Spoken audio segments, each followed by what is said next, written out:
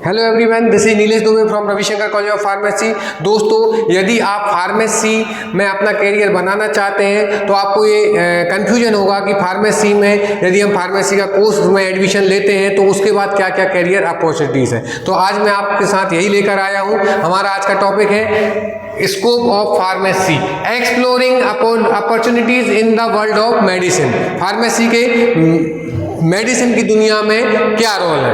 तो सबसे पहले हम देखेंगे कि डेफिनेशन ऑफ फार्मेसी, फार्मेसी क्या है and importance of pharmacy in health care, और हेल्थ केयर में फार्मेसी का क्या रोल है। तो सबसे पहले हम देखेंगे फ्रेंड कि फार्मेसी, व्हाट इज फार्मेसी। तो pharmacy is a science and practice of preparing, preserving, compounding and dispensing the medicines.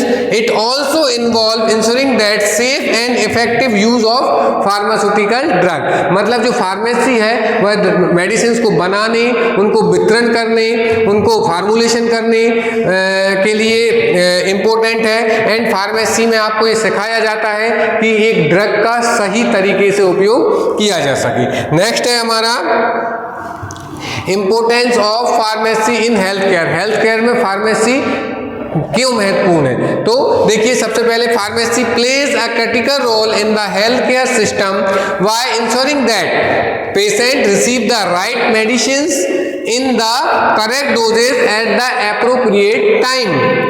Here's why important.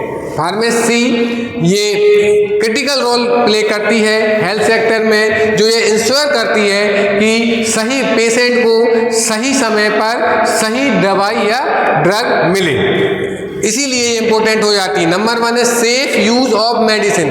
Medicine का सेफ यूज मतलब सही मेडिसिन सही तरीके से राइट कैंडिडेट या राइट पेशेंट को दी जाए। सेकंड है एक्सपर्ट एडवाइस। फार्मेसी के द्वारा आप जब फार्मासिस्ट करते हैं तो फार्मासिस्ट क्या करते हैं, एक्सपर्ट एडवाइस के रूप में भी काम करते हैं। जैसे कि पेशेंट को सही दवाई क्या है, उसका डोज क्या है, कब लेनी है, कैसे लेनी है, ये सब फार्मासिस्ट ही रोल प्ले करते हैं। नेक्स्ट है chronicle disease management. Chronicle disease management में क्या होता है, जैसे फार्मासिस्ट पेशेंट की काउंसलिंग करते हैं कि यदि पेशेंट्स को पहले से क्रोनिकल डिसीज जैसे हैं, क्रोनिक डिसीज जैसे हैं कि शुगर है, हाई बीपी है या कुछ और है, तो उसमें आपको मेडिसिन कैसे लेनी है, कब लेनी है, किस डोजेज उसका क्या होना चाहिए, ये सब उसमें आपको डिफाइन करते हैं। Health care access, health care access में भी इंपॉर्टेंट रोल है। प्रिवेंटिव केयर्स, दवाइयों को सुरक्षित रखने के लिए पेशेंट को सही जानकारी प्रोवाइड करते हैं।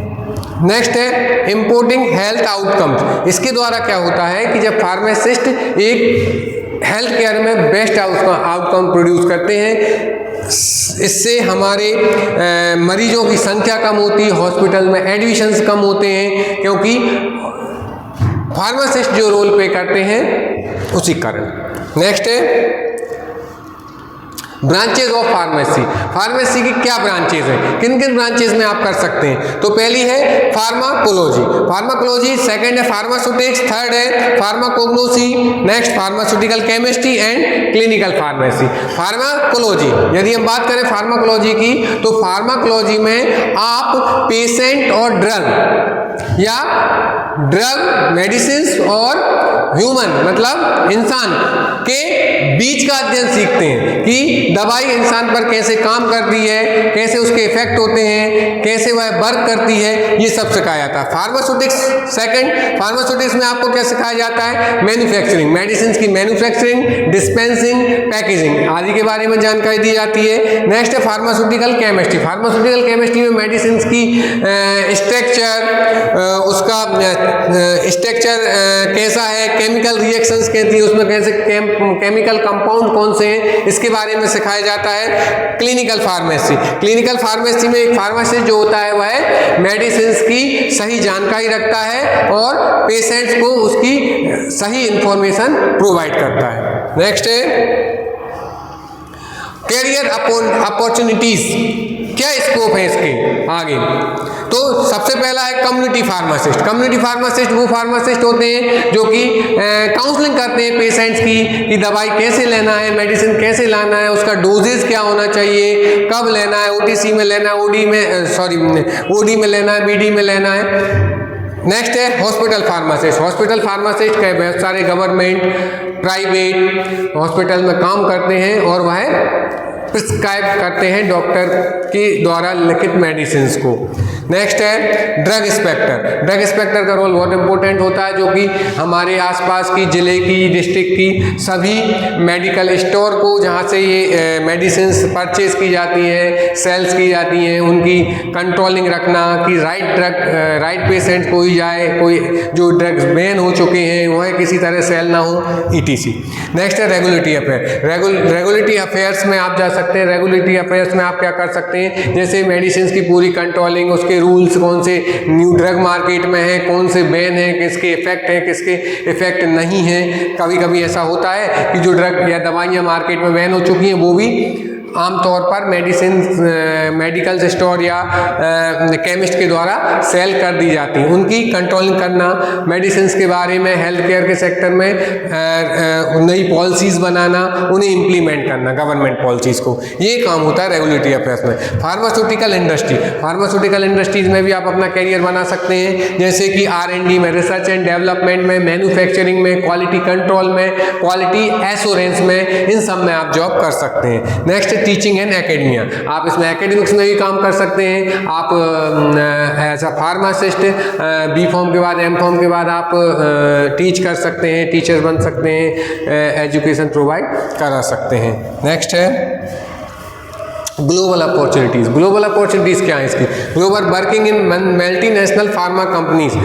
आपको पता है कि मेडिसिन का काम तो पूरी दुनिया भर में चलता है, तो ग्लोबल में भी आप मल्टीनेशनल कंपनी में आप एज अ फार्मासिस्ट वर्क कर सकते हैं। तो चाहे वो एज अ टेस्टिंग हो, क्वालिटी एश्योरेंस हो, क्वालिटी कंट्रोल हो, है ना। स्कोप एंड कंट्रीज लाइक, ये कौन कौन सी कंट्रीज में स्कोप है? वैसे तो सभी कंट्रीज में इसके स्कोप हैं, लेकिन USA, Canada, UK, Australia and foreign countries जैसे गल्फ कंट्रीज में भी आपकी बहुत डिमांड है फार्मासिस्ट की। सर्टिफिकेट लाइक, यदि आप कुछ स्पेशल सर्टिफिकेट भी कर सकते हैं जो कि डिफरेंट कंट्रीज में अलग अलग होते हैं, जैसे कि NAPLEX या PEBC। इसका North American pharmacist licence examination. And PEBC क्या है? PEBC है pharmacist examination board of Canada. ये डिफरेंट टाइप के सर्टिफिकेट होते हैं, जैसे आगे फार्माकोविजिलेंस में भी होते हैं, क्वालिटी कंट्रोल के भी अपने एक सर्टिफिकेट होते हैं। वो सर्टिफिकेट करके भी आप इन कंट्रीज में जॉब पा सकते हैं। आपको इसके लिए डिग्री या डिप्लोमा जरूर नहीं है, इन छोटे छोटे सर्टिफिकेट से आप भी यहाँ पर अच्छी कैरियर अपना बना सकते हैं और जॉब पा सकते हैं। नेक्स्ट है इमर्जिंग फील्ड। उभरते हुए फील्ड क्या है फार्मेसी में? तो सबसे पहला फार्माकोविजिलेंस। फार्माकोविजिलेंस कौन सा सेक्टर है? फार्माकोविजिलेंस में आपको क्या करना होता है? इसमें आप कंट्रोलिंग करते हैं ड्रग की, उसके जो एडवर्स रिएक्शन जो होती हैं, उसके साइड इफेक्ट, किसी भी ड्रग के, किसी भी मेडिसिन के, उसके बारे में रिसर्च करते हैं, उसके बारे में पूरी जानकारी लेते हैं और उसको कंट्रोल करने की कोशिश करते हैं। पर्सनलाइज मेडिसिन भी इसकी है, nano technology and biotechnology. Last है artificial intelligence in pharmacy. Pharmacy में आर्टिफिशियल इंटेलिजेंस अपना एक बहुत बड़ा इंपॉर्टेंट रोल प्ले कर रहा है और आगे फ्यूचर में करेगा भी। नेक्स्ट है हायर स्टडीज।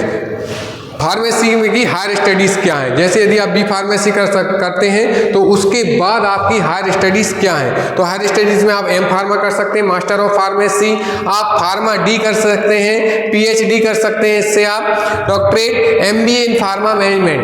फार्मा मैनेजमेंट में आप MBA भी कर सकते हैं और कुछ सर्टिफिकेट कोर्स भी कर सकते हैं फॉर स्पेशलाइजेशन, जैसे क्लिनिकल ट्रायल के लिए, रेगुलेटरी अफेयर्स के लिए, जैसे मैंने आपको पहले भी बताया। नेक्स्ट है एंटरप्रेन्योरशिप। आप क्या कर सकते हैं? B.Pharma के बाद ओपनिंग है फार्मेसी स्टोर। आप अपना खुद का मेडिकल स्टोर खोल सकते हैं या अपनी मैन्युफैक्चरिंग यूनिट भी डाल सकते हैं, होलसेल खोल सकते हैं या consultancy and startup and health care, और आप अपनी एक मेडिकल के साथ साथ एक कंसल्टेंसी ओपन कर सकते हैं, जिसमें कि आप पेशेंट्स को प्राइमरी ट्रीटमेंट या प्राइमरी मेडिसिन के बारे में जानकारी दे सकते हैं, उसको सही दवाइयों की जानकारी और उनका यूज़ बता सकते हैं। इसी के साथ ये टॉपिक हमारा एंड होता है और आशा है कि आपको समझ में आया होगा। नेक्स्ट वीडियो में हम फिर मिलेंगे। Thank you.